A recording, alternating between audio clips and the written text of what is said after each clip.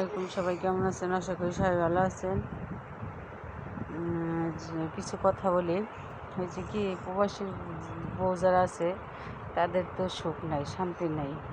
কারণ টাকা পয়সা কম বেশি পায়, কিন্তু সুখটা পায় না।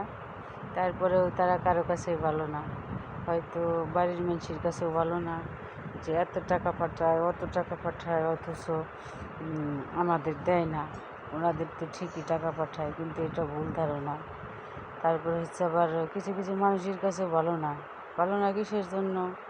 হয়তো এইখানে যাওয়া যাবে না, এর সাথে কথা বলা যাবে না, এইটা করা যাবে না, ওইটা করা যাবে না। একজনের সাথে কথা বললে সন্দেহ করে ফেলা, মানে ভালো একটা কথা, কাজের একটা কথা, এগুলা বললে সন্দেহ করে ফেলায়, না জানি ওর সাথে ওর সম্পর্ক আছে ওনার, কিন্তু তা না।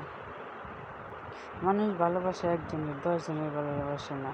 সে স্বামী হোক আর একজনের হোক। আর যারা টাকার লোভে ভালোবাসে, হয়তো 2 দিন একজনের ভালোবাসবে, টাকা খাবে, আর 2 দিন আর একজনের ভালোবাসবে, টাকা খাবে। এটা ওদের পেশা, নেশা। আর সবাই কিন্তু এক ধরনের মানুষ না, একরকম না সবাই। তাই আমি বলি যে আমিও প্রবাসীর বউ, কিন্তু অনেক কষ্ট আমার ভিতরে।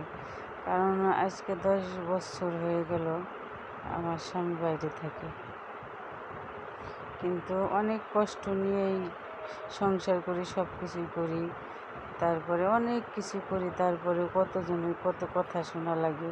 কিন্তু কিসের সুখ? সুখ শান্তি পাইছি? সুখ শান্তি পাইনি, কষ্টই করে গেলাম, তারপরে মানুষের কথা শোনা লাগে। কত কষ্ট, কষ্ট শেষ নেই আমাদের। সবাই ভাবে যে টাকা পয়সা পাঠাইতেছে, এটা করতেছে, ওটা করতেছে, কতদিনই সুখ শান্তি, কিন্তু তা না, সুখ নাই।